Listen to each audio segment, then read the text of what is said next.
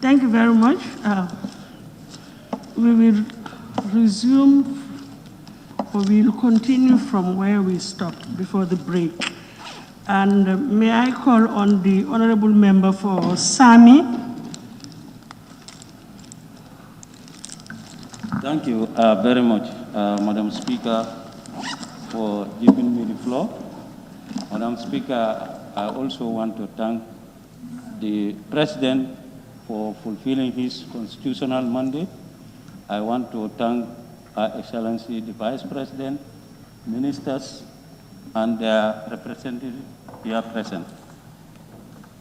Madam Speaker, if you look at the introductory remark by the President, number 3, may I read?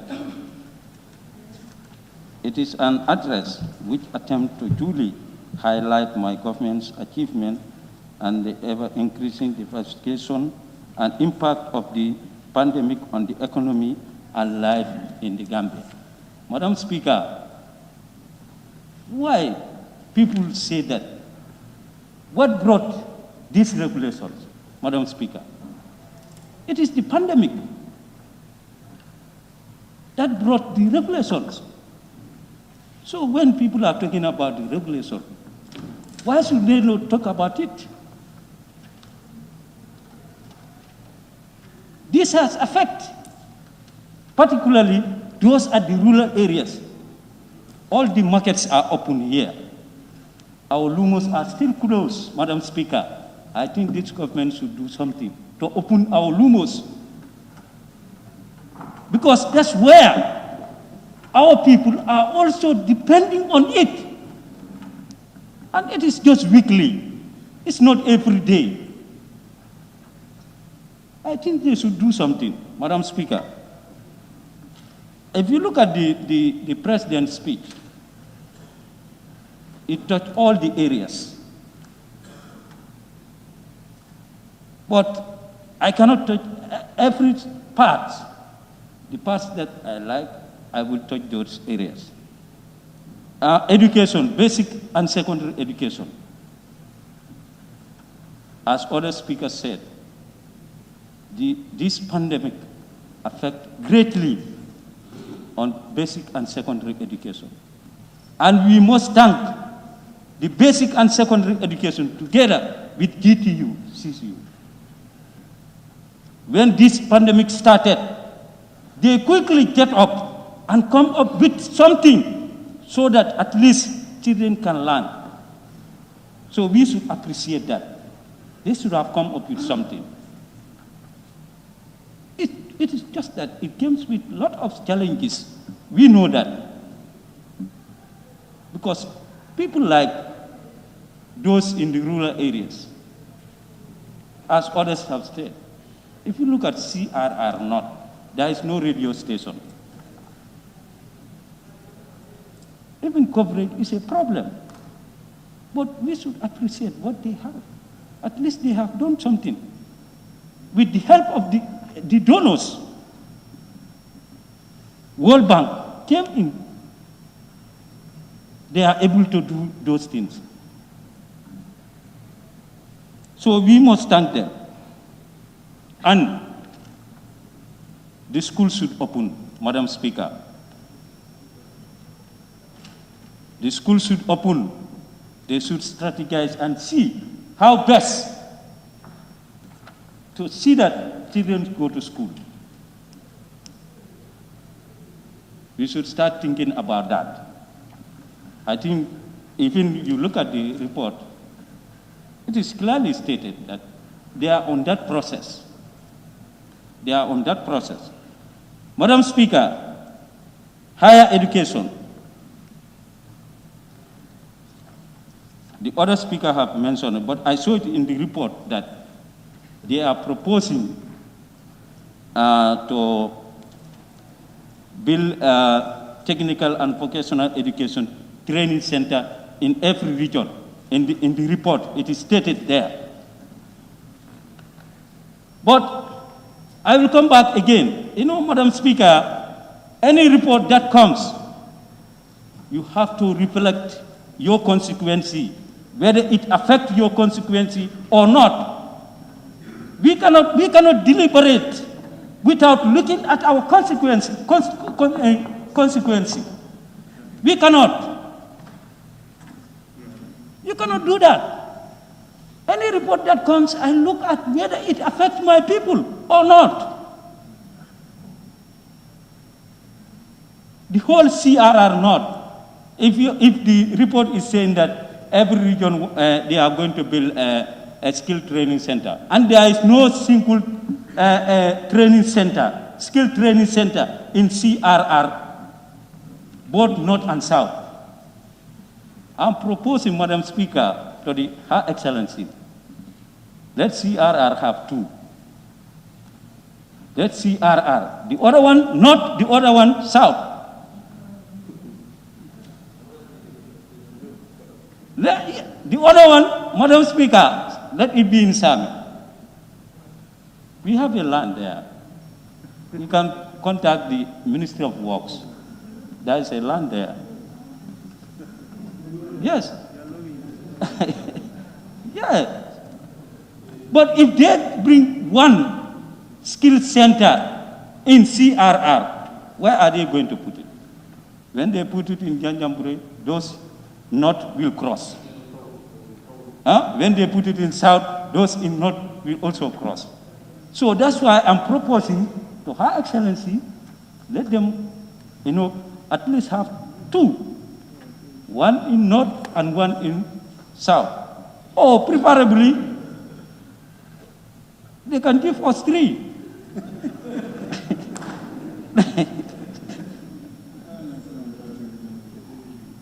Yeah, because if you look at all these regions, they all have annex GTTI, MDI, and others. Our people, they always want to, come and do training, these things. But because of space, they cannot come. I think we should also have it at our doorstep so that our people can easily go and learn these skills there. Madam Speaker, from there, I go to agriculture. As others said, is the most important. And of course, is the most important. But Madam Speaker, I always say it here, when we say agriculture is not only crops, both crops and animals. And thank God, the ministry has at least brought up this small ruminant program. And we approved that loan here. Almost 28 million US dollars. We have approved it here. I stand to be corrected, Madam Speaker. But we want to know the state of that. We want to know how far that is. And you see, Madam Speaker, for that one also to be successful, we cannot do it without these lumos. Because the good breeds are at these lumos. You go to these lumos, you see good breeds, bring them. But if these lumos are closed, where are we going to have the best breeds? Madam Speaker, if the reason why I said any report that comes, I look at, or I always ask my people. Not so long ago, I had a meeting with them on the 11th of this month, where I gathered about 80 participants. I have about 70 villages in Sami. I had a meeting with them and with some extension workers. But in that meeting, so many things came up. Thank you, Honorable Minister. In that meeting, they told me that the fertilizer came on time. They told me that. But it came with challenges. As I said, there is no bank in Sami. How can we tell people to go to Reliance, pay money, and go and take their fertilizer? Which is very far, crossing alone. Fertilizer, $700. You spend a lot of money on it, Madam Speaker. When we are coming to, design policies, let's look at things which you think it can be suitable. We said we want to encourage farming. And now we are putting this thing attached to it. Not everybody have the mobility to go and buy fertilizer. Maybe some, they just need only 2 or 3 bags.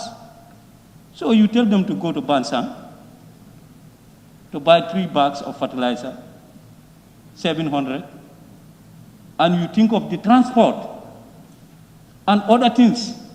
What about if you put it at the mixed farming centers, which is very close to them? Those who are very close to the bank, let them go to the bank. Those who don't have a bank, let them at least find ways that they can be accessible to the fertilizer. Coming to the seeds, they told me that the seeds came very late. According to my people, that's what they told me, that the seeds came very, very late. Madam Speaker, health, we must thank our health personnel when this COVID started. They are doing very well. But still, Madam Speaker, our health facilities need to be upgraded. I thought that the time this COVID started, they should think of every consequence where there is a major health center, at least they upgrade it. Particularly, especially Karantaba. The whole Sami is only Karantaba. It should be upgraded. And other places should be upgraded. For unforeseen circumstances, they should be upgraded. And even that, they are saying that they want to, in the report they say they want to build 8 permanent training center and treatment center and refurbish other isolation centers across the country. And they don't mention any place. They just say across the country. And looking at the health facility, again, I come back to Sierra. It cannot be compared to any region. Because if you say Bansang is close, but what is there? Crossing. Where there is crossing, Madam Speaker, no matter how rushed you are, if you reach to the river, you will stop. You must stop. That's why I said we are still in a critical situation unless and until they upgrade those health facilities to major health centers. Let them upgrade those minor health centers to major health centers. Let them upgrade them.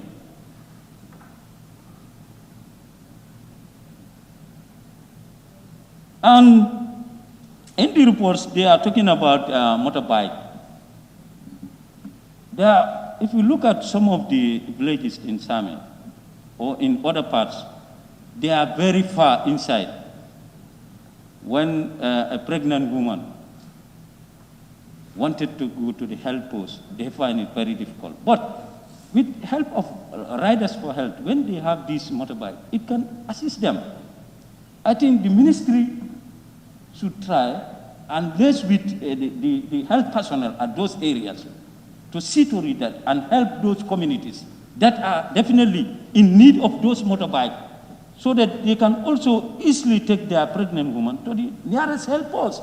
Because some of them, they find it very difficult. They have to use horse cart or donkey carts to take. Hello? Okay. Thank you. They have to use those donkey carts or horse carts. But when those things are there, it can help them.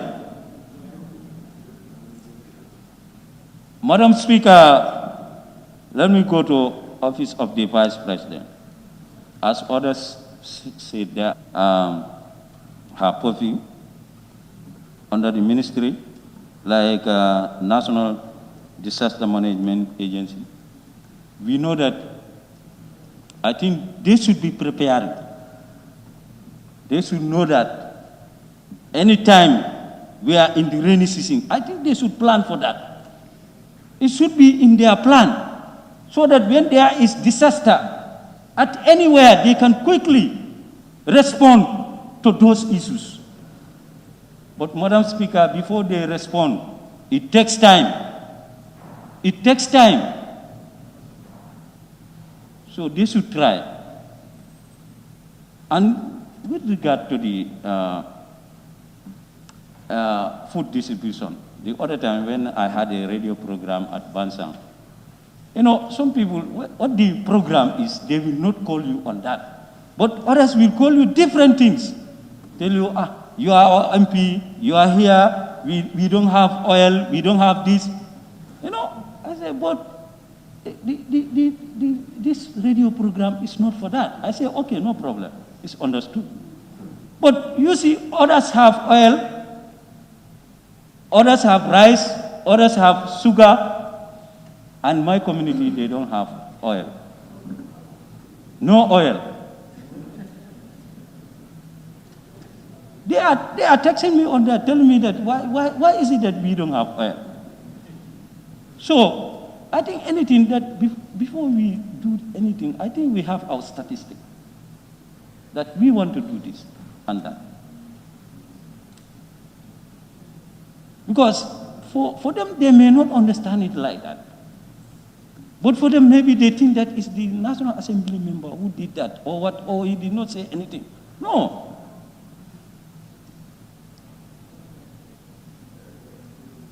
Madam Speaker, Interior, we must thank the Interior. They are doing very well. To be candid, they are doing very well. They are trying.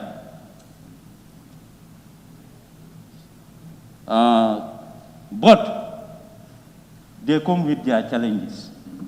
We want to see those challenges. Every ministry have their challenges. Let us not only talk of what we achieve. Let's talk about our challenges. Like Karantaba police station is covering 70 villages. Even a bicycle, they don't have it. Even a bicycle, Madam Speaker, how can they patrol? How can they go? Even a bicycle, they don't have. And they are covering 80 villages or 70. I think the minister should try and visit some of these stations and see how your people are living, how they are living, how some of them are living. Their station,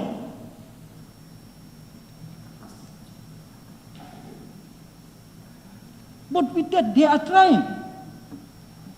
Even the armies at Lamenkoto, anytime I go to Samia, I always go and visit them. I visit them. I ask them, what are your constraints? I cannot do, but I can come and say it. Here is the Bantaba. For everybody, I can come and say their problem here. Honorable Speaker, can I rise on a point of observation, please? No, please. When your times come, you can say what you want to say. I'm the one on the chair, please. Sorry, huh?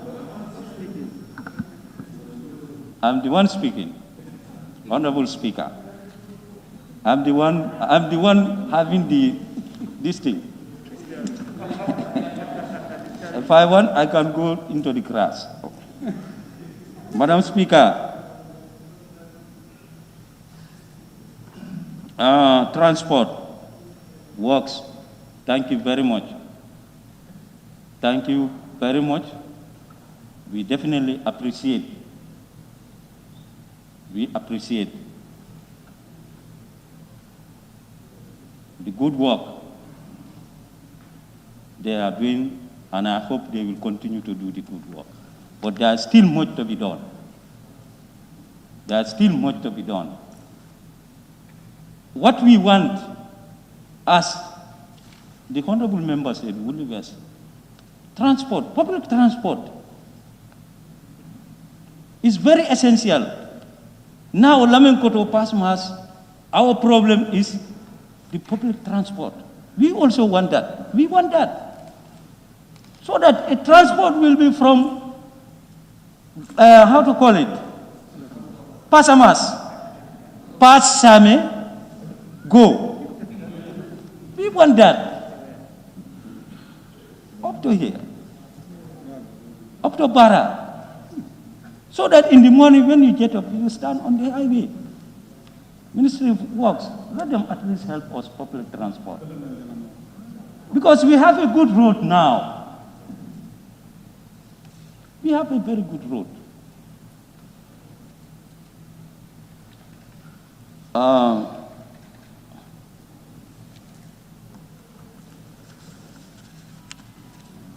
Ministry of Water Resource.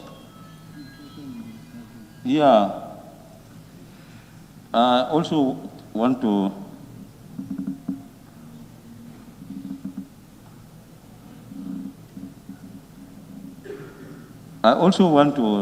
thank the Ministry of Water Resource. As the other speaker said, the other time they called me, they said they are going to Same to open some places, give them borehole. So we appreciate that. But there's still much to be done. There's still much to be done there. Water, clean drinking water is a problem for some communities. It's a problem throughout the whole country, I can say. But the reason why, if I always want to cite an example and cite example at my place, I don't want anybody to say, no, it's not there. So this is why I always take example of my place. I know my place than anybody. So this is why I don't want to take example of anywhere. And anything that comes, as I said, Madam Speaker, any report that comes, I try to see how I can put Same there. Any report that comes, I try to see how I can fix it there and take out the problem.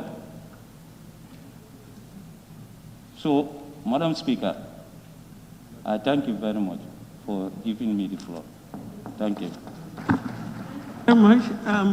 May I call on the Honorable Member for Serekunda? Thank you.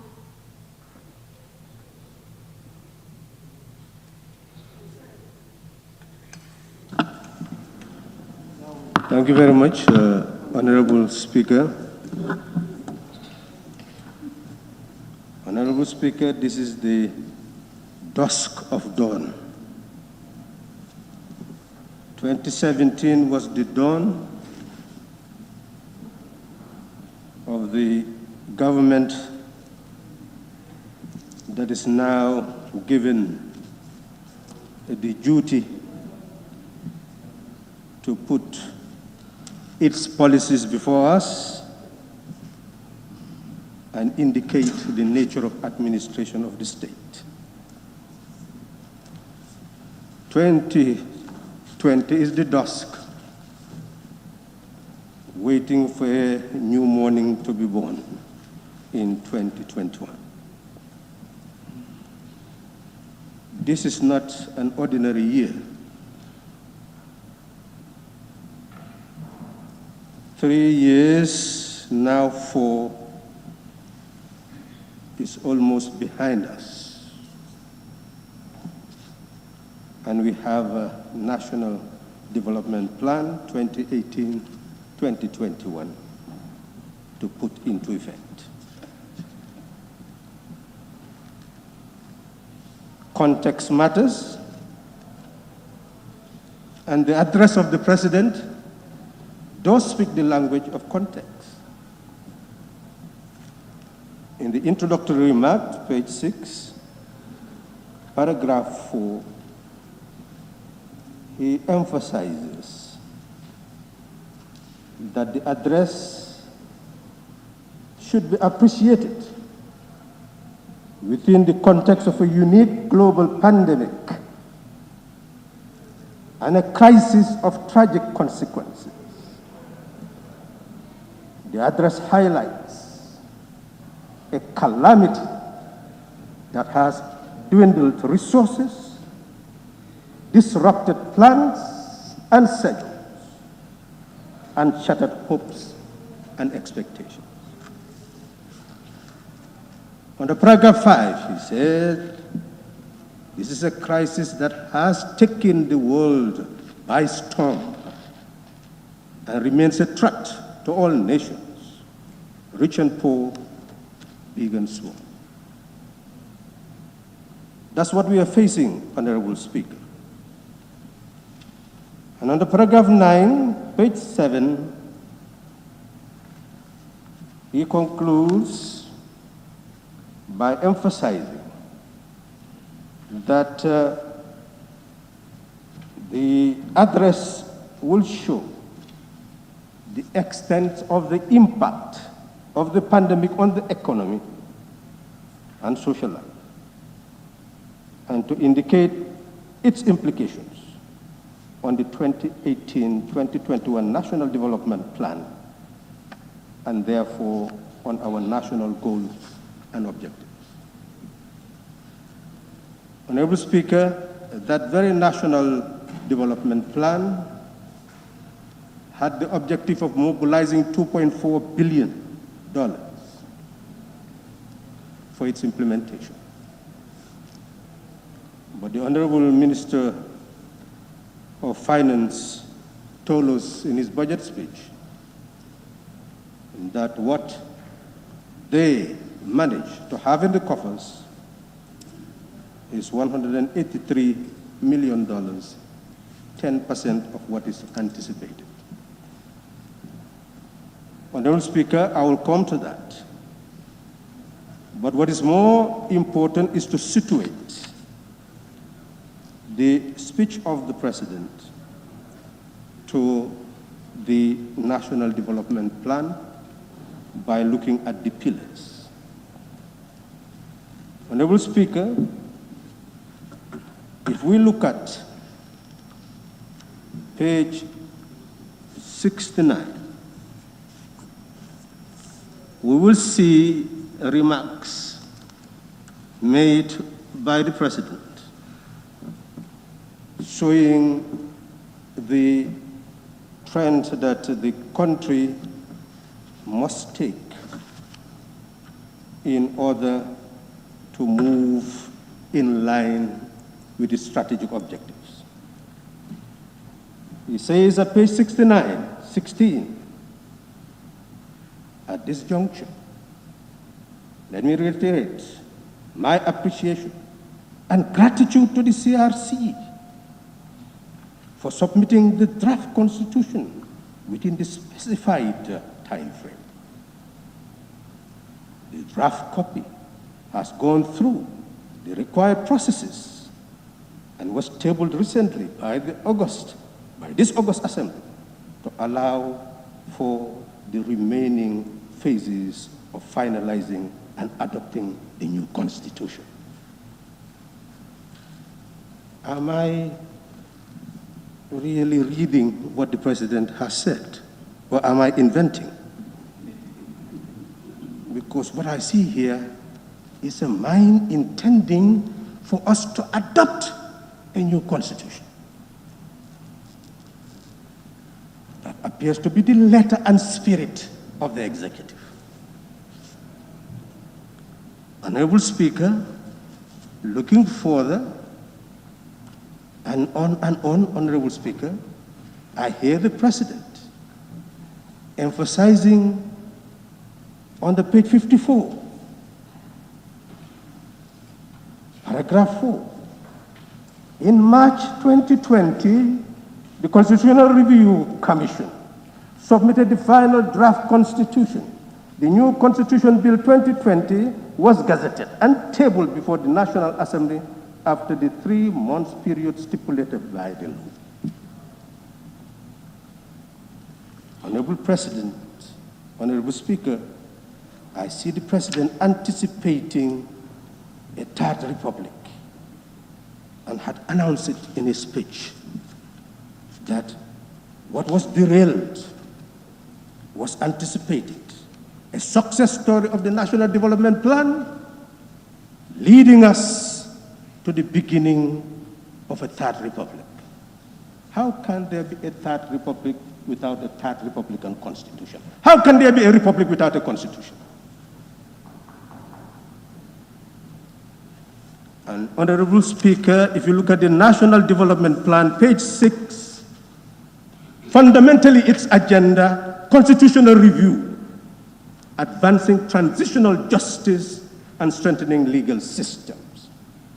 The project objectives: conduct a comprehensive review of the Constitution of the Gambia and formulate the appropriate amendments that reflects the social and economic development aspirations of the Gambian citizens. That is the agenda. I would want the executive to tell me whether that agenda has been dumped into the high seas, or is it still the agenda? Then I would want to know from the executive, what route is it going to take to effect this constitutional reform? To bring a new constitution into being fundamentally different from the 1997 constitution. I would want that answer. Honorable Speaker, it is true that this day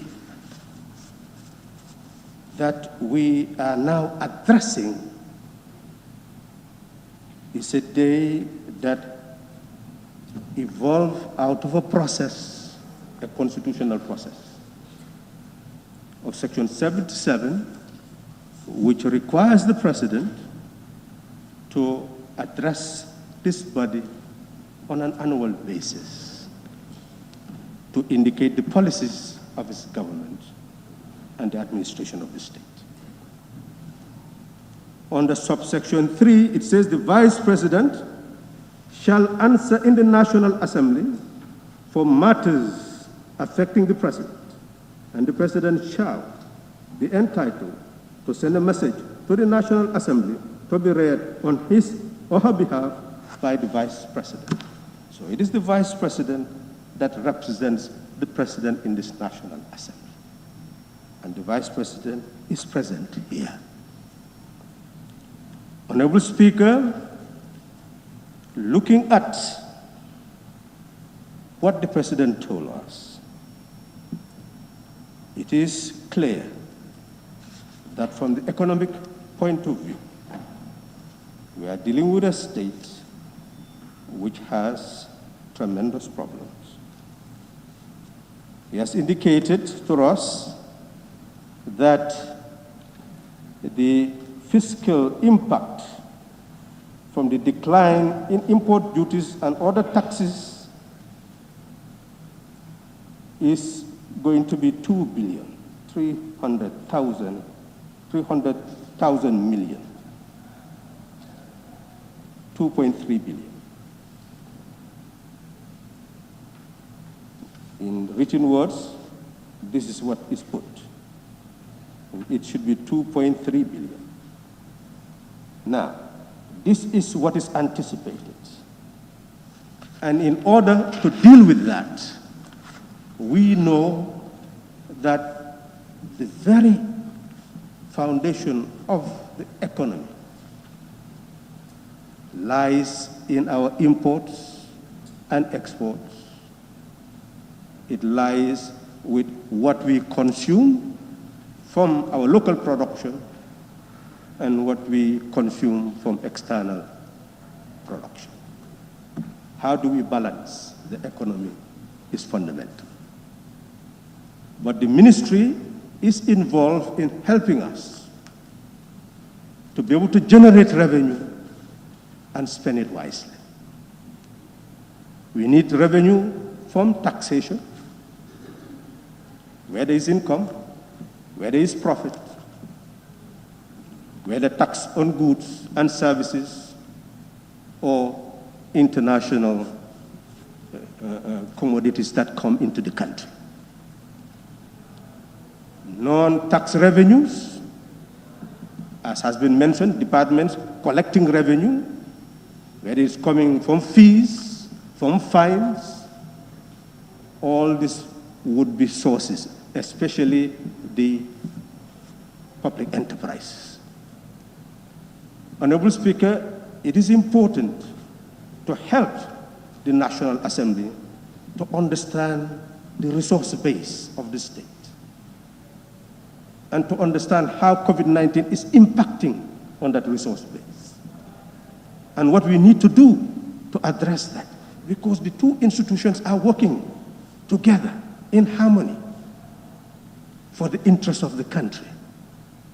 It's two brains sharing to be able to address challenges that we have in common. So it is important to have greater detail rather than just simply indicating some issues that has been indicated here regarding what will constitute the revenue base without going into the details. Honorable Speaker, we have seen the President indicating to us that by virtue of the fact that there had been shortages in terms of revenue earnings, therefore they had to divert certain resources to be able to address urgencies. By doing that, we are talking about violence.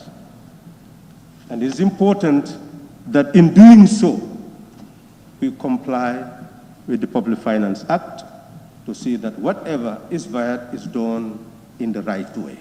And this is how Parliament and the Ministry have actually been working to be able to shape the public finance system of the country. Those who are in that body are fully conversant with the fact that this Parliament has been assisting them to build the fundamentals of the public finance system. This Parliament has not worked against the interests of the country. It has been shaping the architecture for genuine public finance in the country. We have reviewed what was necessary in terms of debt management, and we started the process of getting reports, which we need to look into and fine-tune, and that will help the process. We have looked into the issue of getting foreign loans that used to just come into the central bank and treasury main accounts.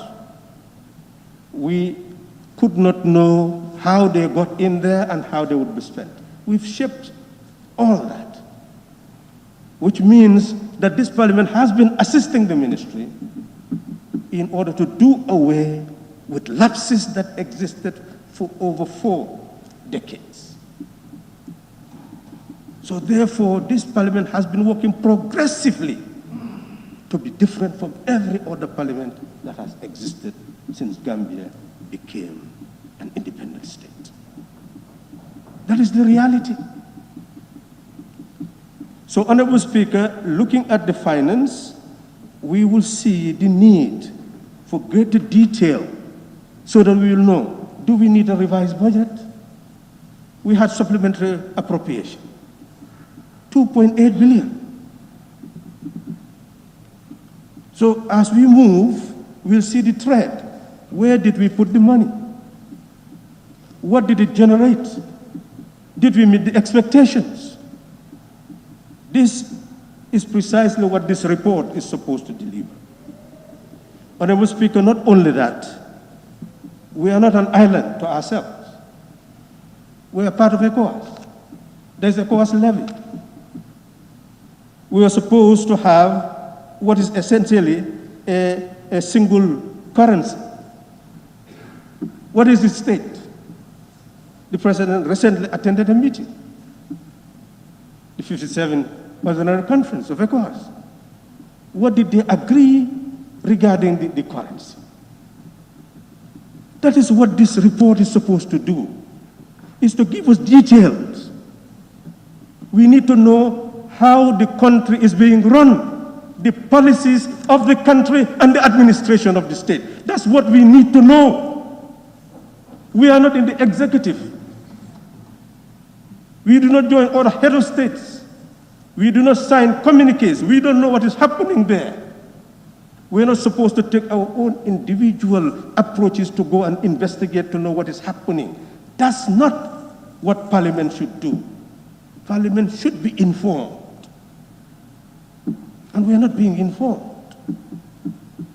So, Honorable Speaker, we can go on to interior. Honorable Speaker, it's about policy.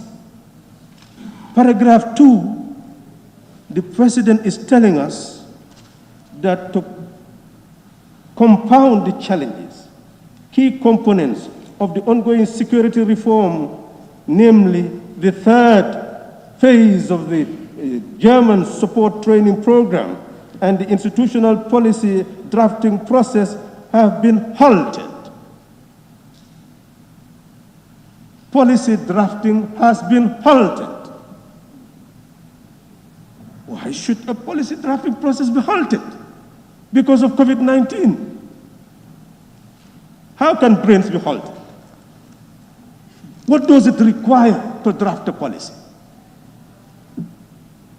What we should be informed is the phase of the policy, of the drafting process, but not talking about the halting of a process. And the Honorable Vice President need to explain why all this thing is being halted. Because that's a key element of the transition process, security reform. And it is important to bear in mind that at the level of ECOWAS, the country requested for ECOMIC to stay. And they're talking about transforming that force more into protocol that will establish a police responsibility for that force. They are seeing that Gambia is so stable that you may not even need a military force. They are not having the type of problem they are having elsewhere in the Gambia. So it means that we need to redefine all this and see where resources should go. What do we need to have security? What type of security, internal security, are we looking for?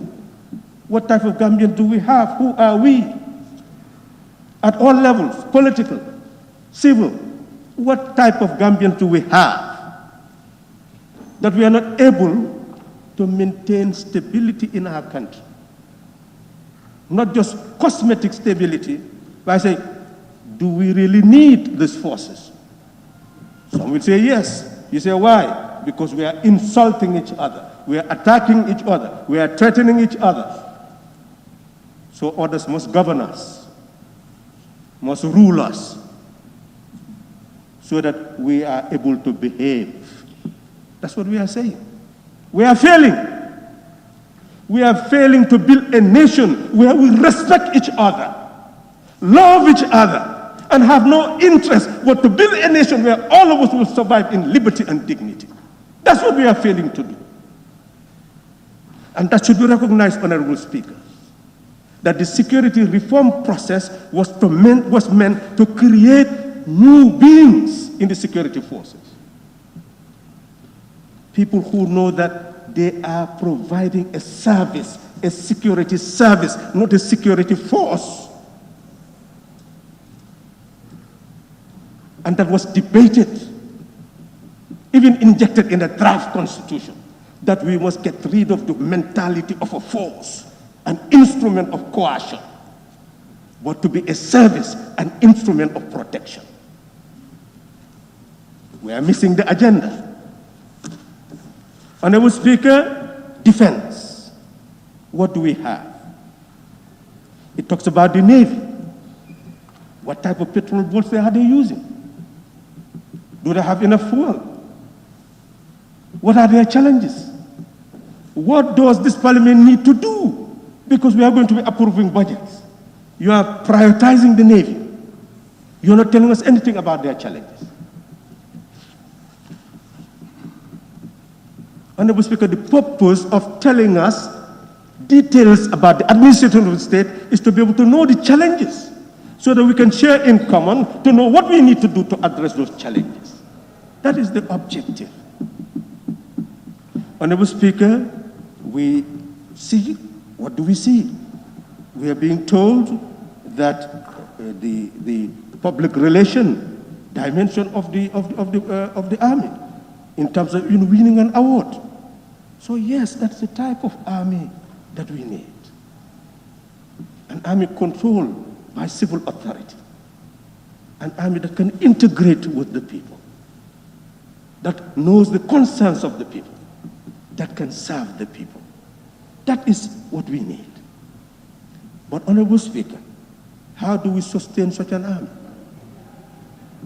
We've not been told anything about their external missions. And our military forces are now in Darfur.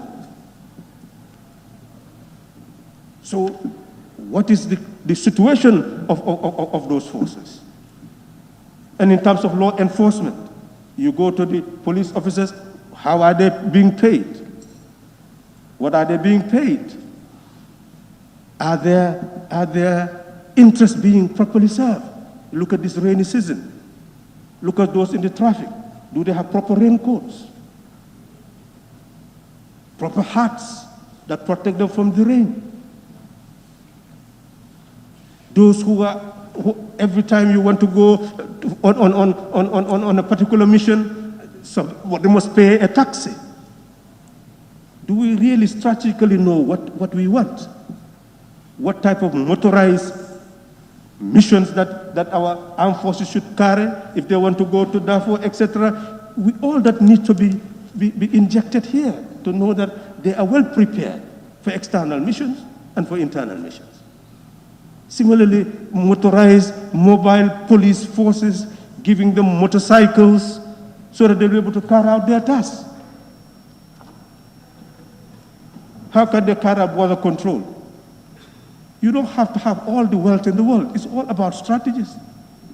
You can have police officers, each with a motorbicycle. Anytime something happens, they all go together. All you need to do is their command and control so that they know what to do. You don't need all that wealth. It's all policy and strategy. Honorable Speaker, that's what we want to know. We want to use the policy of the government as mental food so that we can think and know what programs we are to sponsor, to prioritize. That's the objective of the speech. That's why our standing orders is actually saying that it is best done, it should be done in the first quarter. That should be elevated to the level of a constitution. That's how you draft a constitution. What is missing, you put it there. And if you are gauging a constitution, that's your gauge. That's what you should check, whether what is missing is there. Honorable Speaker, Office of the Vice President. Yes, we've seen, I don't need to go into all the success stories of being able to gather resources to be able to finance 84% of a program that deals with vulnerable people. And of course, complaints are being lodged in some areas in terms of the 824 million that was provided to provide rice, sugar, and oil. What is there, Honorable Speaker, is a coupon given to each indicating what they should receive. Once that is given to a person, that is as good as money. Anything that is missing from that coupon that is given is theft. So that is what we need to inject in the minds of our people to understand their rights. That if a coupon is given, that is your right. You own that, and that should come to you. If it does not come to you, somebody must be accountable. That is why that mechanism must be seen as a very, very positive mechanism to be able to eradicate that form of corruption, of diverting the resources that should go to the people. So sensitization is necessary. The National Disaster Management Agency must sensitize, help the people to understand their rights, and have your own complaint group, call it whatever, committee, to ensure that whoever fails to receive the alcalo will report and it will be investigated. Then you will ensure that the resources will go to the people. That is what you call social auditing. The people must know what belongs to them, and they can cry foul when it does not reach them. That is what is necessary. Honorable Speaker, you got this NDP. It talks about civil service reform. Civil servants, Honorable Speaker, under the current situation, if you are at grade 12, you are receiving 10,000, a little bit, approximately 10,000. Grade 11, less than $10,000 a month. Grade 10, 7,000. Grade 9, less than 7,000. Grade 8, 6,000. Grade 7, less than 5,600. Grade 6, about 4,000. Grade 5, about 3,000 something. Grade 3, 1,800 something. Grade 2, 1,000. So essentially, Honorable Speaker, where is the architecture of a civil service that is rewarded? And it is right and proper for the President to state that on behalf, that is page 70, on behalf of the entire nation, I thank all civil and public servants, the security service, personnel, all commission members, and I can go to the others, the friendly nations, etc., for standing on the side of Gambia. There is no doubt, especially when we look at this COVID-19 workers, those who are combating it. They are subjecting themselves to great danger. Many of them had suffered infection and had to go on the treatment, suffer stigma. And Honorable Speaker, the Honorable Vice President would need to tell us what is actually the state of COVID-19 and what the policy is to address it. Because it's not very evident in the speech of the President. Honorable Speaker, the unit that is responsible for epidemiology has actually indicated that there are over 30 million people infected in the world, and 950,000 people are perished. In Gambia, we started with on 17th March, and now we have gone to over 3,200, and 108 people have already died. And those who have really been weakened by the illness are innumerable. So we are not talking about an ordinary problem. But what are their challenges? You look at The original objective is that we must deal with testing and treatment centers. That should be the architecture, testing and treatment centers. At least we should be told concretely where the testing centers are and where the treatment centers are. 500 million was provided for the procurement of equipment and materials.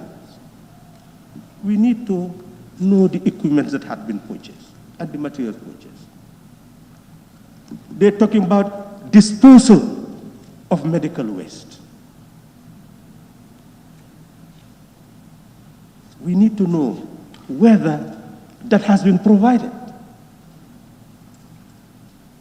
And where is it for us to be able to know that we have all these facilities that are required to fight the illness? That is not evident, and we need clear information on that. Honorable Speaker, you look at page 54 that deals with justice. And I don't want to go deeper and deeper in details. All of us can go to the National Development Plan and see the administrative justice, what was expected. They talk about indigenization of the judiciary. They talk about building the competence of judicial officers. All that is there, Honorable Speaker. We want judges who will deliver justice. Judges before whom millionaires will come, billionaires will come, and then you underpay them. Judges, when they retire, they know that they're retiring into poverty, and then they can appear before the court, and they are the ones who must create judicial precedents. What are you creating? You think they cannot create minefields for themselves in the way they deliver justice, so that eventually they know how to reap millions from that system?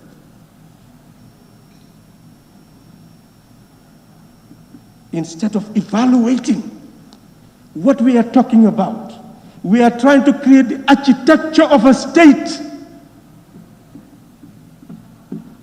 so that all of us will be secure.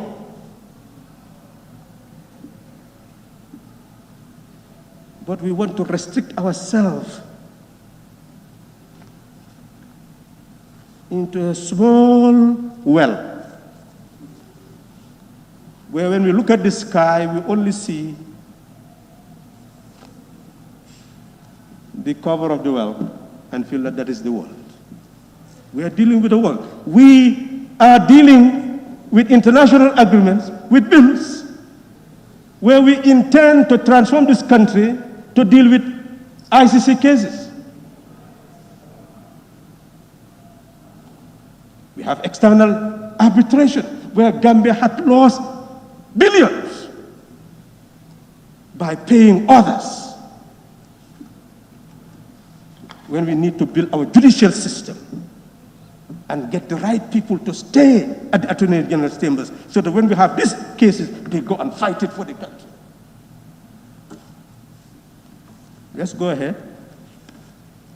You see, I'm gray. I'm gray. It's you, the young people, it's your country. Honorable Speaker, we talk about information and communication infrastructure. There are strategic objectives. I don't want to go into them to waste the time. You look at that, strategic objectives. They tell you, this is the percentage we want. That's what you need to have here. This is the percentage we anticipated. This is where we are. This is what is expected.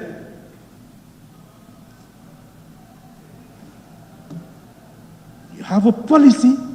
You translate it into a strategic objective. You translate it into programs. You translate it into projects, so that you'll be able to measure money to gauge whether you are attaining your strategic objectives or not. That's what this document should do for us, to tell us in communication. This is what we expected. This is what is missing. If you look at energy, for example, there are objectives of the megawatts of moving from using heavy fuel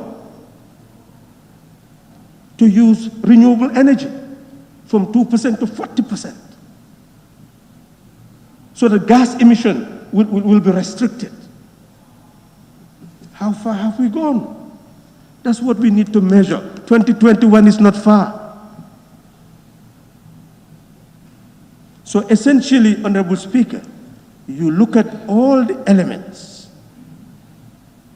You see agriculture, for example. Honorable Speaker, agriculture is not only dealing, that's page 30, it's not only about rice production. And the plan that exists has gone beyond that. Honorable Speaker, we are told when we were ratifying that agreement, that we import $80 million worth of rice annually. That's about $4 billion. That came from that document. It's not me saying it, it's the document saying it. So what have we done to produce? We talk about the rice chain, what have we done to produce that? Honorable Speaker, those are the questions we need to ask. Honorable Speaker, talking about just actions taking place is not enough. We need the statistics. If you are importing 200,000 tons of rice, how much have you improved in bridging the gap? That's what we need. Have you been able to produce 60,000 tons? What's your next estimate? Each year, we know the estimation. Then we know we are moving towards food self-sufficiency. But how much money we have put in a place, that's not enough. We need the percentages to see how we are moving towards achieving the final goal. And they talk about horticulture. They talk about poultry. Talked about livestock. All these are part of a plan. And there are percentages telling you what should be. And these are the issues that needed to be presented here and tell us how far they have gone to be able to achieve that. Honorable Speaker, you look at fisheries. It's the same situation. We should be able to know what quantity we need locally. How far have we gone to be able to produce it? What do we need to export? We have international fishing. And we also have artisanal fishing. Artisanal fishing is our own people developing to be able to produce, to be able to feed us. Now you have people coming saying that they're investing, and they say they are fish meals. They go outside and hire people who will come to fish for them, and they process the fish. We do not benefit internally, and our people do not benefit in terms of being able to develop a skill. Why should we allow that to continue? Even with the European Union, why should we allow them to fish our waters without our young people being employed? We should lay a condition that even those we grant license, unless you employ 60% of our population, we will not grant you license. Who stops us from having that? And we can even have better than that. I'm just making generalization.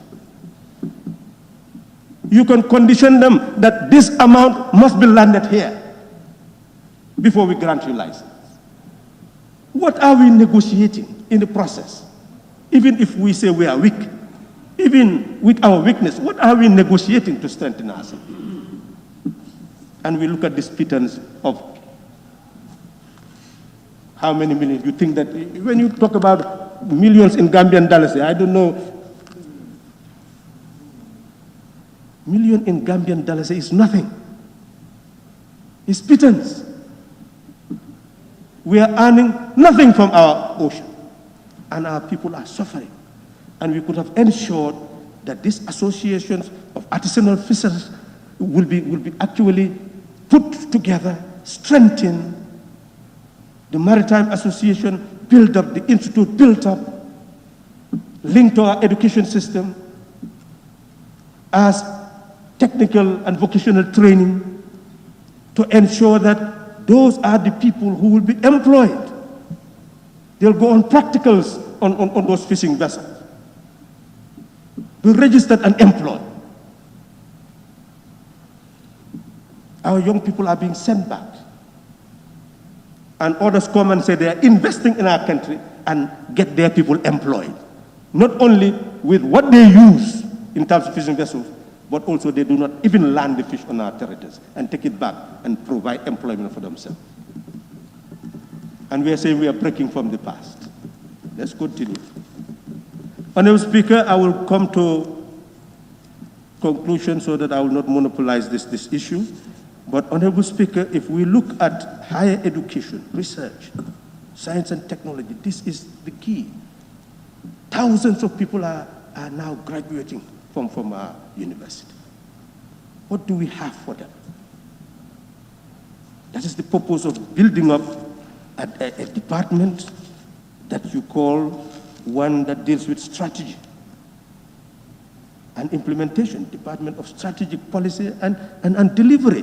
That is the objective. That should have sectors.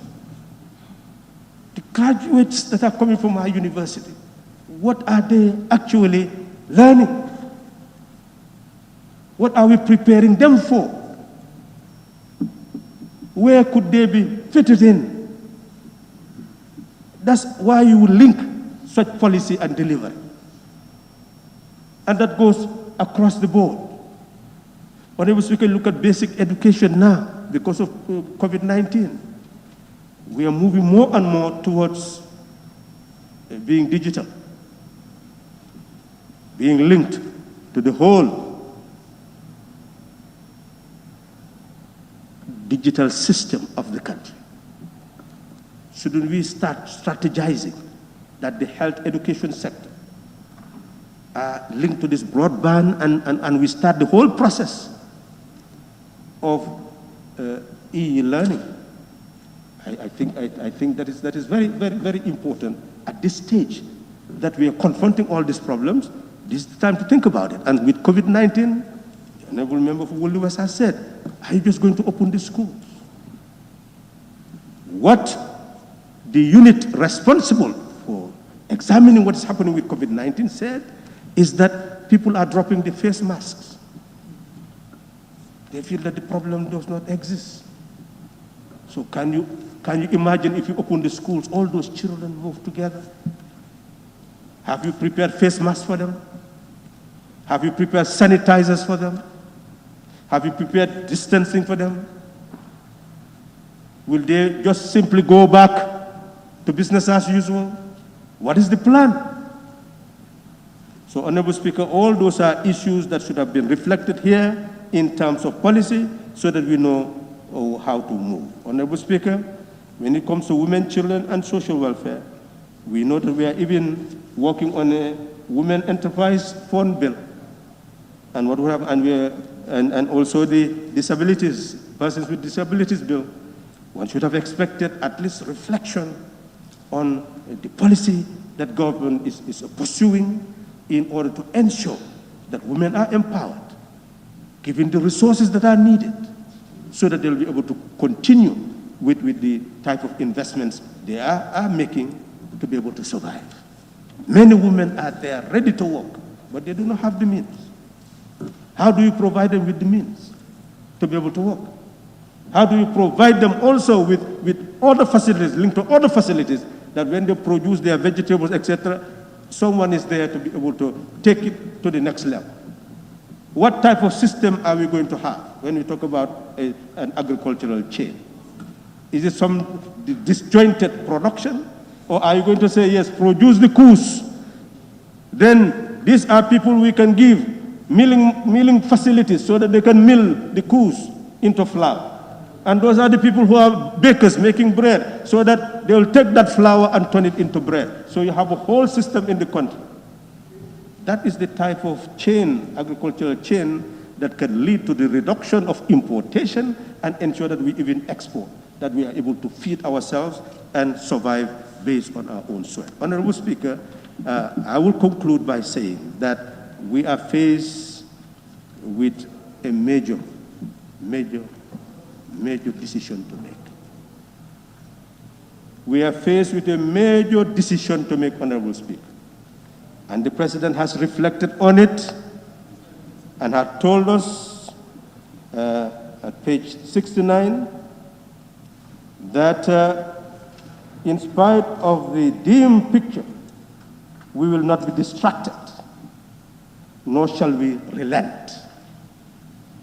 Dim picture, will not be distracted, and will not relent. Honorable Speaker, that's the direction we should be ready to take. We must not be distracted. We must not relent. The fundamental reason why change occurred in 2016 is designed to have a better Gambia, a new Gambia, a new Gambia. A Gambia of hope, a Gambia that will defeat self-perpetuating rule, where each of us will know that all of us matter. Each of us will know that all of us matter. And it's because of all of us that each of us is surviving. So it's for all for each, otherwise the nation is doomed.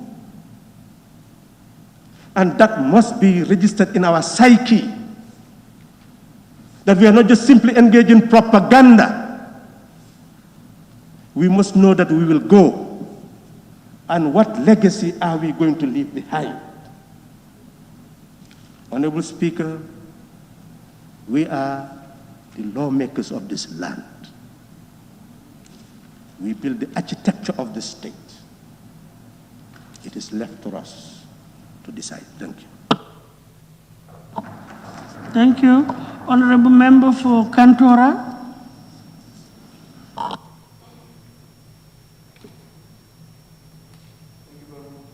Thank you very much, Honorable Speaker, for giving me the floor. I equally want to join my honorable colleagues to recognize the presence of Her Excellency the Vice President and Cabinet Ministers here in present. Honorable Speaker, before going proper in the debate, I equally want to thank our head of state for actually adhering to Section 77 of the Constitution, at least once in a year, to come and address National Assembly on policies and programs of government to people's representatives. And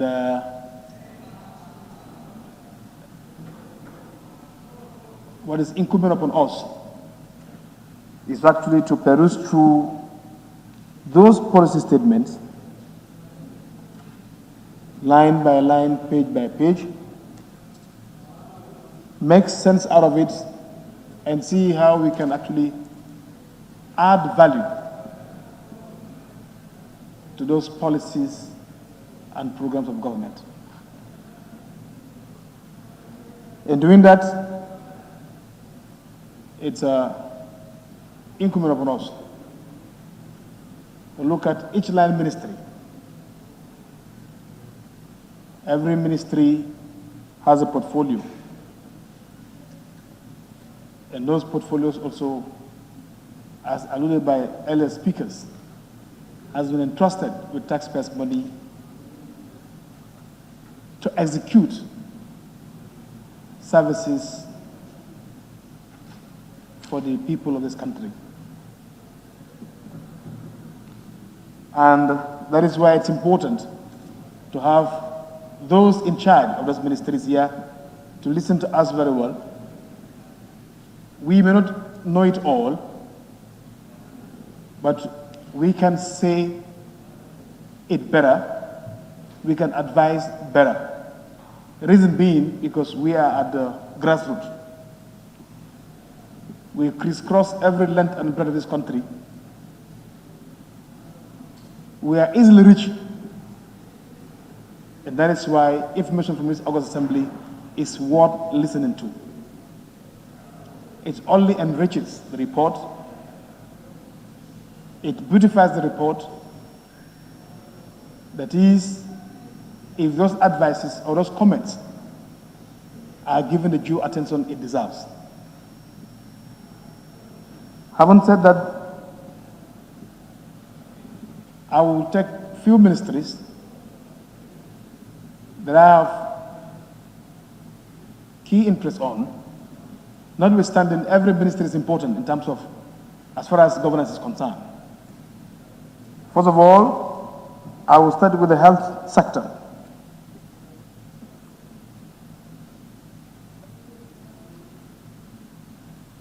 There is no doubt that the report has touched the effect of COVID-19 in the health sector. And we have seen that how the health sector has been so stretched, so overwhelmed in terms of response to the fight against COVID-19. Honorable Speaker, there is no doubt COVID-19 has its pros and cons. It has its negative impact. And no nation in the world will burst off and say that COVID-19 did not stain me negatively or did not have any impact on me negatively in terms of economy, in terms of socialization, in terms of education, you name it. We've seen the sacrifice done by the minister and the frontline workers. We deserve to be saluted. That is why I'm really of the belief, if this country, in any time, really want to increase a pay in terms of high risk, if this country really want to increase any remunerations in this country, doctors and nurses are at higher risk than any other sector. Because we've seen during this pandemic period, those who lost their life in the protection of our people. We've seen the frontline workers putting their life at stake just to render service to the nation. I am of the conviction, if any civil servant need to be paid, need to be guaranteed life after work, so be the health workers. Notwithstanding, we're not going to belittle other sectors' employees, but these are people who are standing to safeguard you between life and death. Their job is really trying. So therefore, recognize the effort of the Ministry of Health, particularly the frontline health workers, for service for the nation, for service for their country. What is given to them is pittance in terms of risk allowance. If you are to make justice or make a yardstick in amount of dangers that is involved in the work, what they receive is pittance. So therefore, what's important in every sector is to stillness and force. I want to also reiterate or call the attention of the Minister of Health that we are really saddened by the number of maternal mortality rates in this country. There is no enough resources in the health sector that could address that. But however, within the limited resource at hand, to see how best it could prioritize. Because we've seen campaign that women life matter. Of course, it does matter. And we are really concerned as people representative. The rate of maternal mortality rate in this country is really, really high. To see how best you could reshape policies, strategize, prioritize in terms of giving that sector, that area, a great attention. There is no joy in conceiving a child, a baby, for 9 months, left to be told that he or she lost her life during delivery. It's very painful. So therefore, it's a collaborative approach, both this parliament, legislate, or to make sure that we give enough resources in terms of the health sector in those areas to work with the executive in addressing this challenge. Honorable Speaker, water resources. We were acknowledged the tremendous effort done by the Ministry of Water Resources. However, there are still some communities that are still in limbo in terms of clean drinking water availability. And we all agree that clean drinking water is now part of fundamental human right. So therefore, every Gambian, whether in the rural Gambia or here, should really have access to clean drinking water. We've seen communities, and you are particularly where I come from, Kantura constituency, that still drink from open well.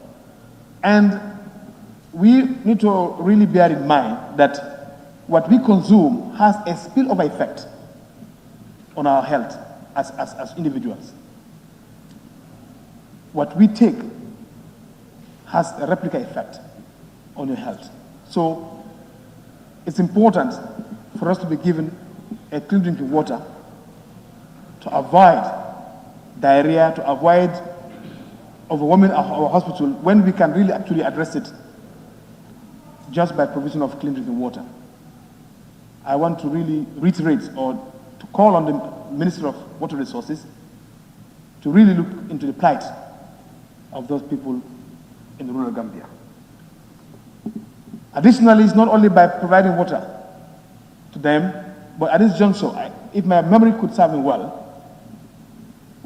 the last statement or speech delivered here by the President, he did mention a very fundamental policy initiative that was really welcoming. That is, they are coming up with the Water Regulatory Act.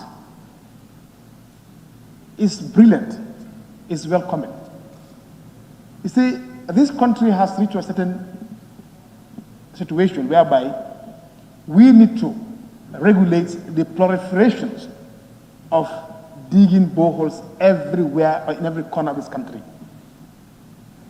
There has to be a mechanism. There has to be a regulatory mechanism to control the provision of water to our people. You cannot just go because of canvassing for vote and dig a borehole, looking at the distance between the borehole and the sanitary. I mean, it's really not ideal, not wise.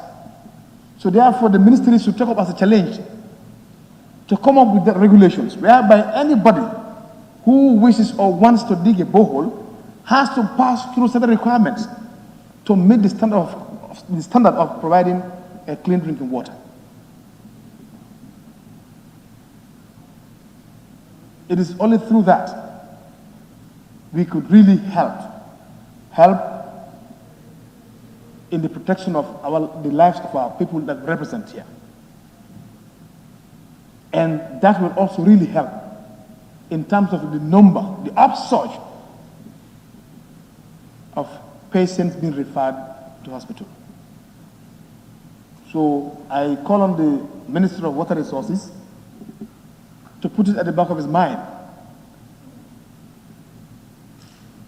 to come up with this policy, and Parliament will be more than willing to make sure that proliferation of boreholes are really controlled and make sure that the standard is really met.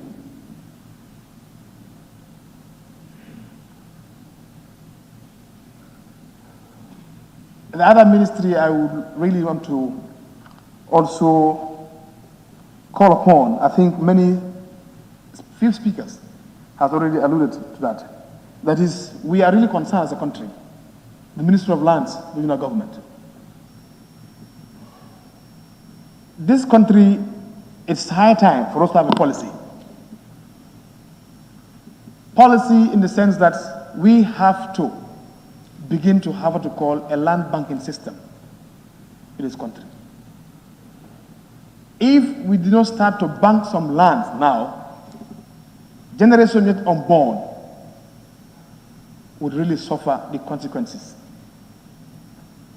We've seen foreigners, I'm not against any foreigner, but Indians and other nationals, taking bags in nylon, going to Alcalos, getting land, purchasing them, instead of to go and then make it either on lease for a number of years, purchase and have ownership. It's dangerous. What's really happening in South Africa, you've seen the fight of EFCC. That is the land reparations. Land must go back to the blacks. And it's something that we should really hit to and make sure that the issuance of land to non-Gambians should be really controlled. And also, areas that are not fit for residential should also be cautioned. Other regulations in that area is also to really come up with an Estate Development Act. Anybody who wants to engage in estate business, you must make sure that you register with the ministry, give them the standard requirement, proper town planning. You cannot just go to anywhere and begin to develop estate. And even if you develop estate, there are some requirements that you cannot provide because they need to have a school, they need to have a football field, they need to have some basic facilities you couldn't provide. At the end of the day, they will be involved in land dealing, selling a plot of land. Point of order. And therefore, Madam Speaker, point of order. what is the point? What is the point of order? Point of order, yes. Point of order. Yes. 29, Madam Speaker. Your authority? 29. 29. Okay. Madam Speaker, every member shall restrict his or her observation to the subject under discussion. We are looking at SONA, the President's speech, but he's talking as if we are doing a German debate. To minimize time, please. Yes, the section that he has quoted is very relevant. So all I can do is just to remind you that we confine our debates on the subject matter, under discussion. Madam But Speaker, I'm not making any ruling. Madam Speaker, my Badibukama So, but please. Yes. Yeah, thank you. My Badibukama is learning. We are talking about the Ministry of Lands, and the President has given a policy in terms of land issues. So we are trying to beautify this document, add value, and come with policies and program proposals for the executive to take and build upon. What is wrong with that? Thank you very much. Honorable Speaker, the Minister of Trade, Regional Integration and Employment. I also really want to give them a challenge to come up with a comprehensive review, GAIPA Act. It is really time for the Ministry of Trade to recognize the importance of GAIPA as the promoter of import and export agency, and make sure that bring up policies and programs to attract investors in this country. We've seen what we have just lost. 40 years, 4 decades of investment has been, taken to other country. That is the, how do you call it again? Banjo breweries? Yes, Banjo breweries. So therefore, as a country, there is a need for us to really move in terms of industrialization by encouraging investors, promoting investment, and also expediting the process of business registration in this country. So GAIPA really play a pivotal role, and it's important for them to have a look or review comprehensively the GAIPA Act.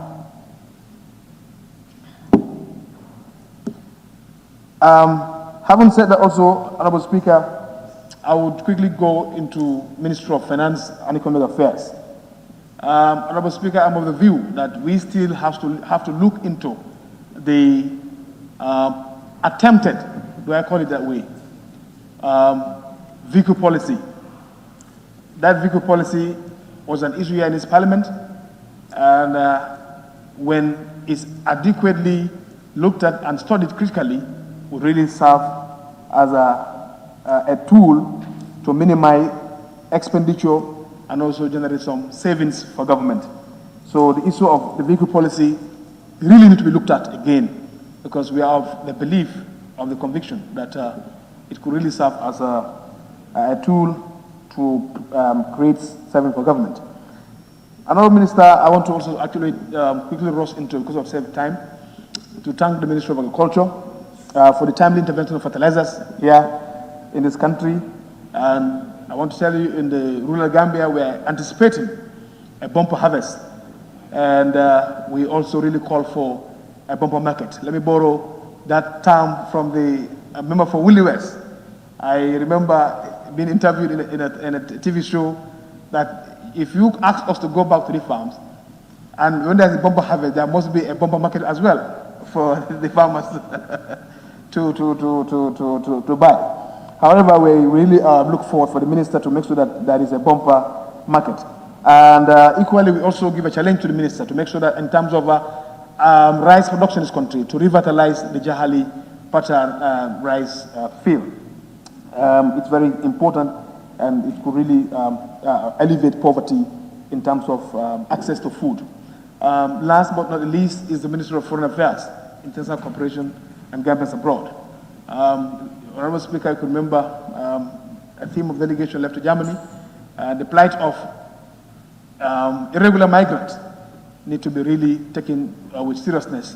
Youths are there living very uncomfortably, and the Ministry of Foreign Affairs should take up as a challenge to make sure that the plight of Gambians over there is really looked at. And we are also calling again the Minister of Foreign Affairs to really engage the Parliament's Telecommission of Foreign Affairs and see how possible we could really come up with some solutions in terms of addressing the plight of these able young men and women living in the diaspora who can be productive here in this country. But of course, otherwise they have chosen to go for greener pasture. But I can tell you they're in a very uncomfortable situation, and as a nation, we have to stand to defend our sons and daughters in any country or in any place they might find themselves in this world. So to sum up on that note, I really want to thank the President for giving elucidating on the document, a very well-detailed, comprehensive report to the National Assembly. Of course, as I alluded in my first statement, that we can only add value by coming with proposals, policy proposals, recommendations for the ministers in charge, because we believe that we are really in the grassroots, and we hear challenges and constraints of our people, and whom we, all of them, we both represent. So we could only give that policy advice and then also recommendation from this National Assembly for them to really add value and better the life of Gambia, which all of us have. On that note, I thank you so much for your indulgence, and also thank you so much, Honorable Speaker, for giving me the floor. Thank you. Please, honorable members, I just want to make an appeal for the remaining honorable members to stay in the chambers to allow the others who are out to come in, because I just observed that the numbers are dwindling. And really, I don't think that's proper. So if we can just remain in the chambers and allow the others to come before anybody leaves to go and pray. Thank you. May I call on the honorable member for Tumana?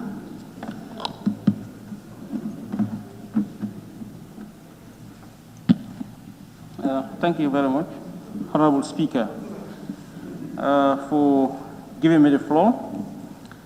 I also want to join my colleagues to take part in this important debate. This is a debate that talks about what happened last year, the route that this government is going to follow this year, the challenges that they faced, and the possible solutions to some of those challenges, I expect. Honorable Speaker, going through the speech of His Excellency the President, starting from page 6, where he talks about the performance of his government, the challenges of his government, and the achievements of his government. I was with the expectations that I will also see, like him mentioning, the solution to some of those challenges that they have faced. But I went through the document. There are some parts where challenges, there are plans, how they are going to fix some of those challenges, but in other areas or sectors, nothing has been made mention about that. So this is a call, or is a concern for me as a member of parliament of the report. That's where number 2 is Minister of Finance and Economic Affairs. There is something that I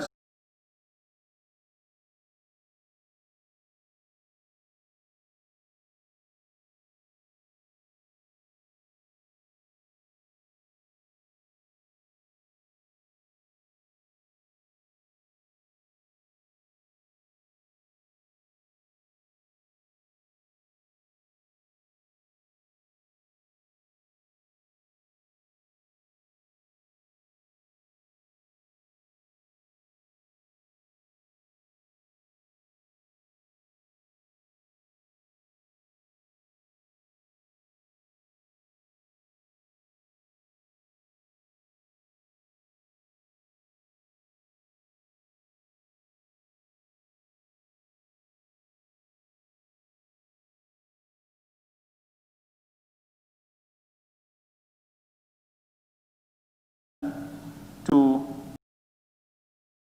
honestly, from 6% to 2%, honestly, when I saw this thing, it really gave me a headache.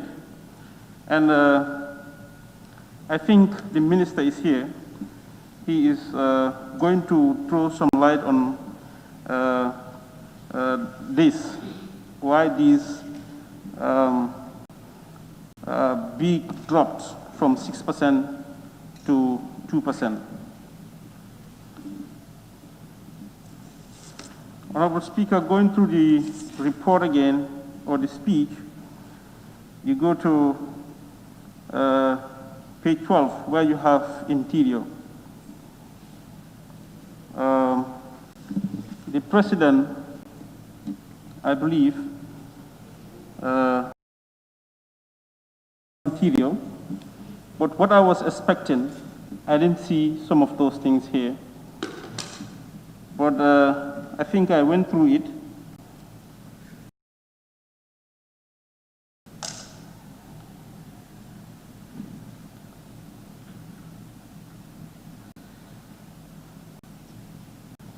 Okay. If you may permit, Honorable Speaker, in collaboration with other services, engagement in community and border patrols. However, border enforcement activities on irregular migrants and perpetrators of transactional organized crimes, such as trafficking, due to COVID-19. This too is scary, Honorable. This has to do with the internal security of this nation. What is happening in this country right now is known to everybody. And this trafficking and smuggling, this is something that we have to really pay attention to. Some of these things are happening in this country right now. But if the interior are constrained in addressing some of these issues, I am really scared it might not trigger something in the country. Because what is happening right now is totally, madness. What we are going through as a nation. So this is something that I believe the Minister of Interior, if there is any need for this parliament to help you to address some of these issues, because we cannot just leave them as it is. This could even be a threat to the national security of this country, or the internal security of this country. So this is something that we really have to look at. The president talked about the number of theft cases in this country. You go to URL, people are coming from Senegal, certain part of Senegal, getting into Gambia, close borders, or where you have Makama Sereng, you have the Fode Kundas, you have Saret Pirasu. So people are coming out from Senegal, getting into the Gambia. And we have a security. We have both the military and the police.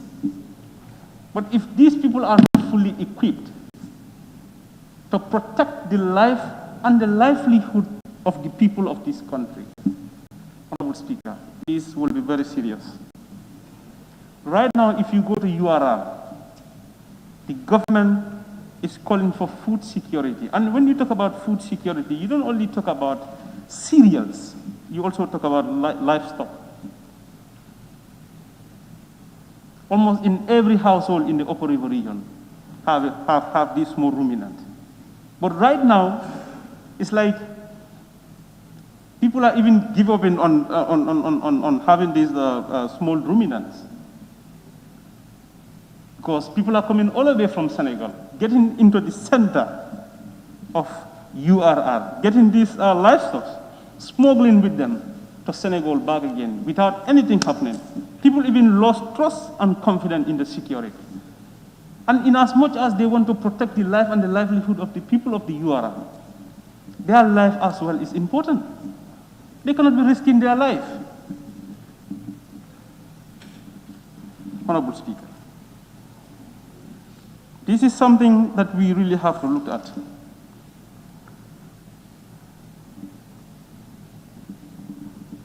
We still have a lot of children out there selling on their plates up to 10 p.m. at night. You go to Tabokoto every day, even today it's going to happen. Nothing will be done about it. These are the future leaders of this country, and they need to be protected. This is why I keep on saying this. If parents fail in their responsibility as parents, the state should not fail in their responsibility as state. We are here today because we've been protected by state and our parents as well. Some of the kids don't have mothers, they don't have fathers. They are orphans. They have been abused by their guardians. So there, you don't expect those parents to come from the graves to take care of those kids. It is the state that has to protect those kids. You go to Tabokoro up to now. Even today it's going to happen. You go there, it's going to happen. They are still selling. I think we really need to do something about this. You talk about rape. Rape in this country is rampant. Maybe even today someone is attempting it again.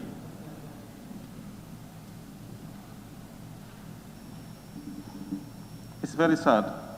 If it did not happen to my sister, maybe your sister. It's very sad. Unwanted pregnancy is very sad. A woman is the most dignified human being on earth. Why all this rape? Why can't we stop this rape in this country? Why can't the government protect the people? Even though if they are going to do it, maybe you count it in a year, 1 or 2, but every day, every month, every hour, every second is happening in this country. It's very sad.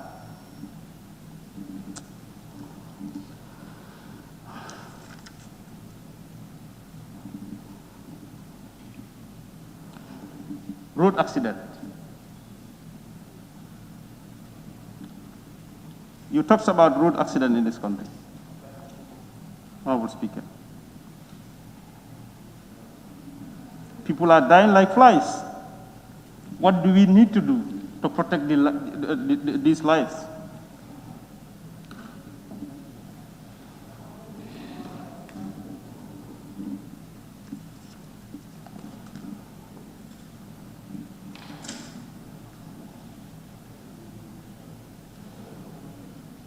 Honorable Speaker,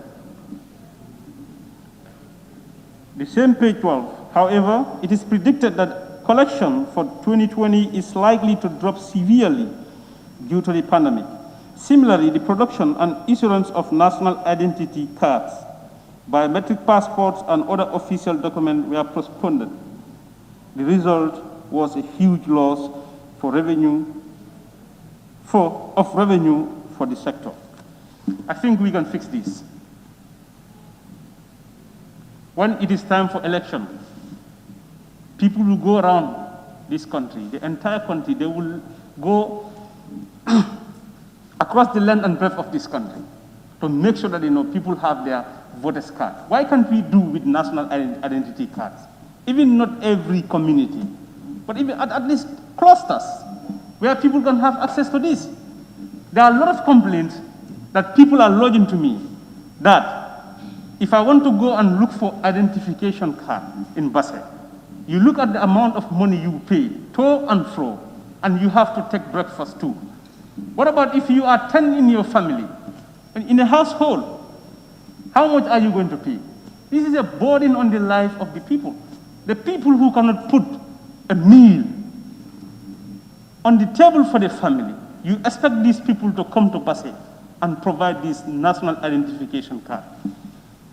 But when we need their votes, we go back to them, community by community, even household by household, but with our national identification card. Why can't we do the same thing to ease the burden on their lives? I was told, I'm a youngster, but I was told in the First Republic they were doing it. Some people even show me their identity card, that I got this at the Bantaba. Why can't we do the same thing with this one too?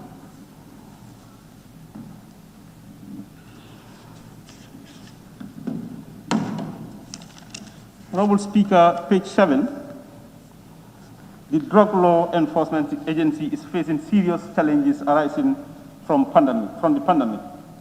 They have limited operational capacity, and this could increase the rate of undetected drug abuse.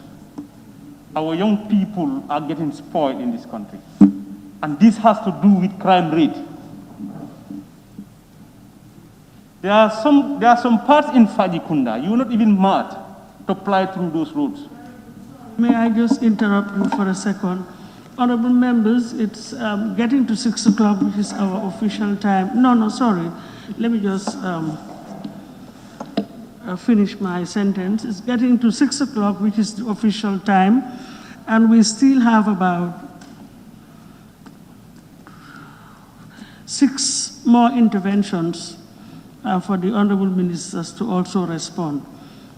Are we proceeding beyond 6 o'clock, or do we? No, please, can I? That's why I did not call for motions. I'm just trying to explain so that I'll throw it onto the floor. Do we want to sit beyond 6 o'clock, in which case we have to move a motion, or do we allow the debate to continue to the official time and then we adjourn? That's why I want to. Yes, Honorable Loanyo. Point of order, please. I'm raising a point of order. A point of order.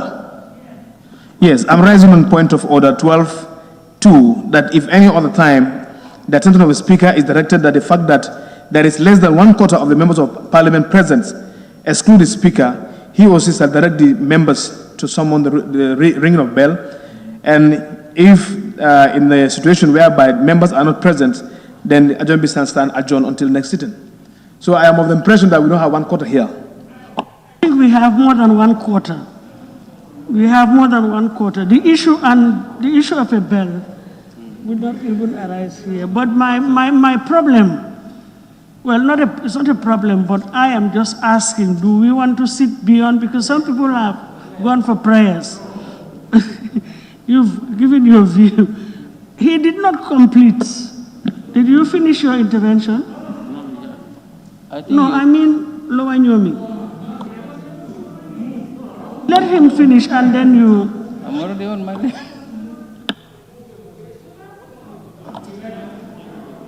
Your microphone, please. Madam Speaker, I wanted to move a motion based on 11, the sitting, that the assembly may not sit beyond 6 o'clock. But with your explanation and intervention, we have observed that the members present are less than the quorum required. Yes. Proper head count then and Okay. see. Just a second. Let's just do the proper thing. We will get there. Okay.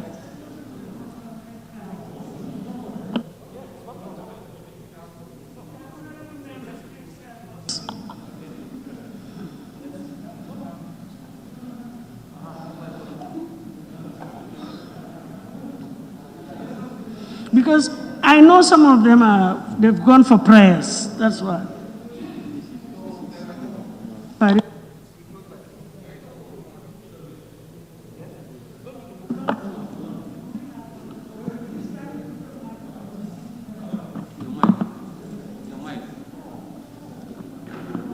There is no quorum, madam, and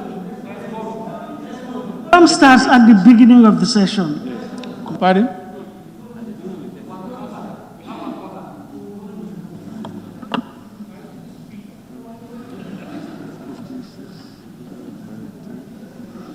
Okay, what I will do then in that case, maybe I think it is in order for me to use my discretion, allow the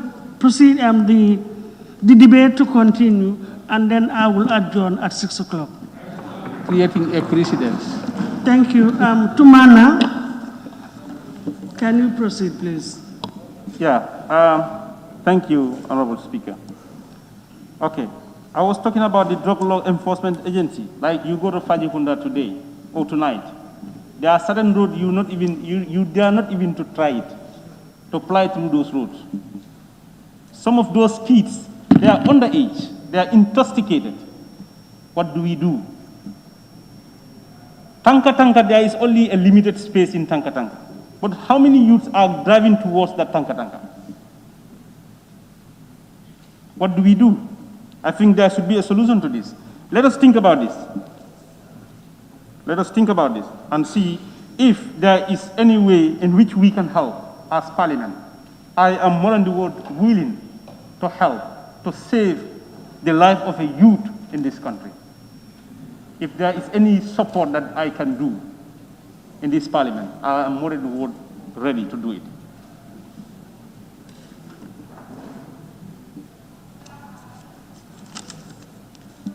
You go to page 15 of the speech, Honorable Speaker, where it says the project targets rural households in the West Coast, North Bank, Central River, URL, and Lower River. You go down to 5, the context of COVID-19, the project aids provide quick responses, support, NAFA quick. You go down up to 6. What I'm requesting for is, can we have a list to ascertain what this speech is saying? Because there are a lot of abnormalities when it comes to money in this country. People are not straightforward.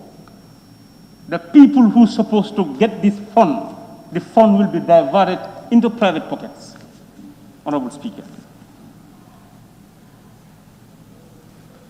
You go to 7. Apart from the duties and the national disaster, apart from other duties, the National Disaster Management Agency, NDMA, has been involved in coordinating many government food assistance for over 84% of households in the country. The distribution was successful, completed as planned. This is totally misleading. It's totally misleading, Honorable Speaker. If I can use another adjective to say it, but I think this is the best way to say it, it's totally misleading. There are still people in my constituents who still don't have this food. So if you said it's is successfully completed as planned, honestly, you are not doing justice to those poor people who are supposed to get this food. The people who should not get this food are the ones getting the food. Why? Let us have mercy for the people of this country. You go to my village, up to date, they still don't have their oil, and they are entitled to it. When I said you, I mean the government. The government is not doing a favor, but it is our right to get that food item. It's not a favor. You go to Diabuguba Tapa, you go to Pirai and Diabuguba Tapa. And even in the Woolies, there is a community in Woolly, in Honorable Woolly West, Woolly East constituency, and even West. There are communities that still don't have this food item. Some will have sugar, and others will have oil. Some will have oil, others will have rice. That is unjust. That's really unjust. So I am saying that this statement in this report here is totally misleading. So I think, in fact, this has to be looked at. From here, I think I should even go to NDMA to do a fact-finding on this. Because I am told that, there is some arrangement being made that these people are going to get their food item. But if the president is telling us that this thing has been successfully completed as planned, no.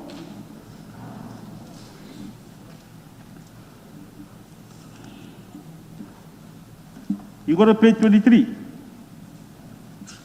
of the speech.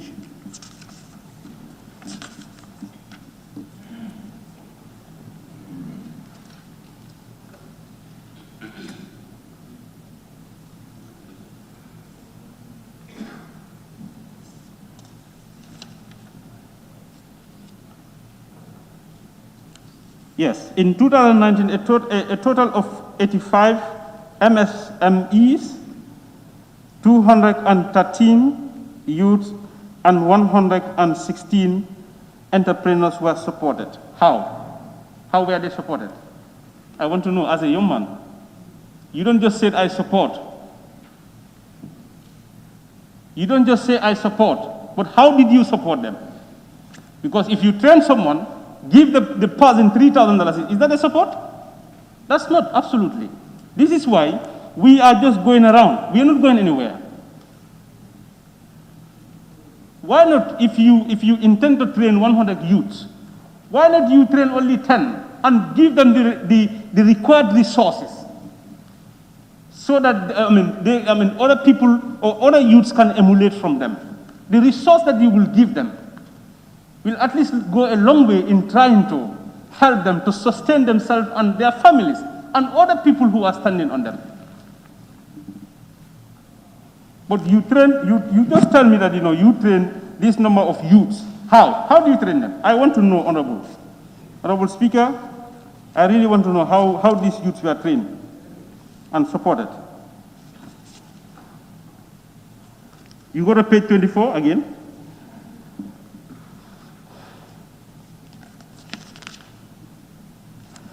This is the most dangerous thing,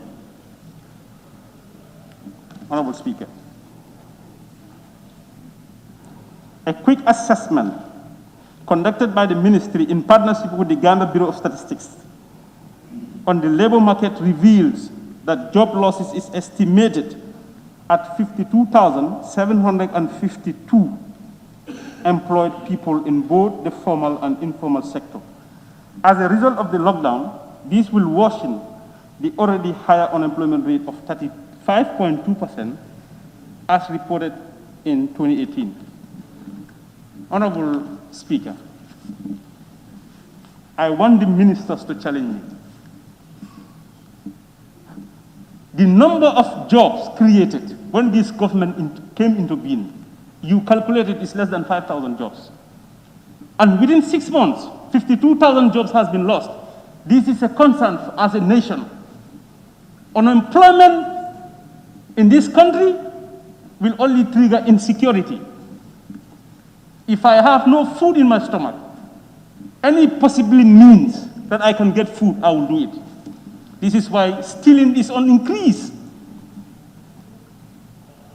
Stealing is on an increase. Today, now that people they don't even allow you to go to bed. You be in your car, they attack you. You be in your house, they attack you. Because they need to survive. If a government cannot create 5,000 jobs in 4 years, but we can lose 52,000 jobs in 4 years, where are we heading to as a nation? Please, let's come together. As technocrats, we as parliament, we are partners in development. We are more than the world willing to support. We will support you. Just come up with your programs. Honestly, I believe 60% of this parliament consists of youths. I cannot eat food, go to bed, enjoy the electricity and water, cold water for that matter. And a fellow youth is on the street crying for food. This is unbelievable. In this 21st century? No. No. That's unacceptable, Honorable Speaker. 52,000 jobs. Huh? No.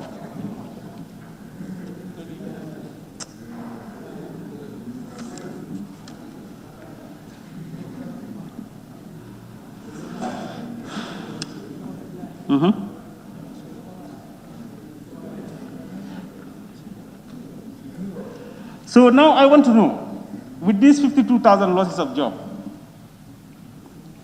what plan has the government laid down to address this issue?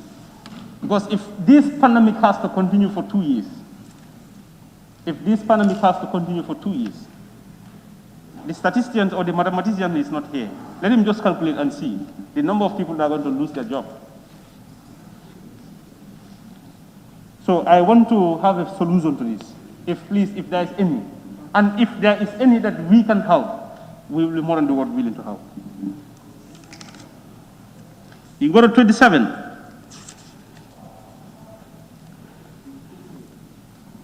I will seize this opportunity to stress that recent land ownership conflict stirred by individual interests have been noted by my government. Having inherited most of them, I assure those affected that my government is working to ensure that the rule of law and justice prevail.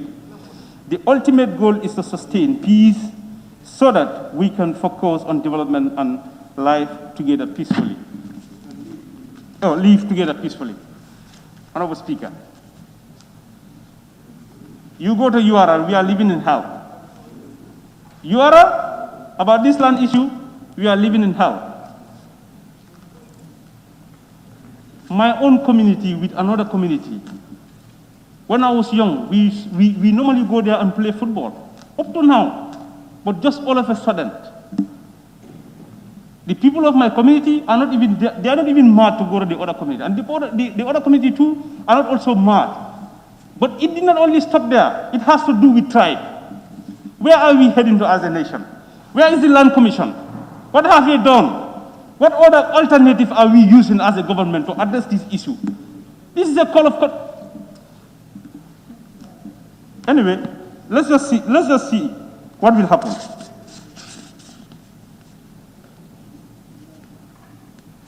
The Land Commission has been instituted in this country. But they have to come up with something and tell us this is what we want to do to address all these issues. But nothing has been made mention in this speech here.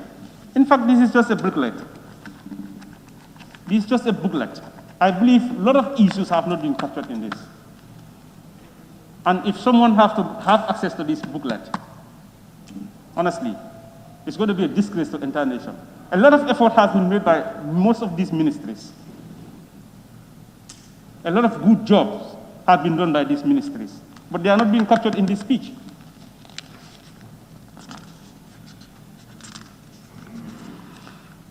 You go to 30. Convenient point for me to invoke clause 13 of the standing orders to suspend the sitting of the Assembly till tomorrow. And the sitting is hereby suspended till tomorrow morning at 10 o'clock a.m. for continuation. You'll have an opportunity to finish your intervention tomorrow. And then we have about 3 more to call on the Honorable Ministers and Her Excellency to respond to the issues. So the House stands adjourned till tomorrow, 10 o'clock. Thank you very much, Your Excellency, Honorable Ministers. Thank you. Honorable members, thank you very much. Thank you.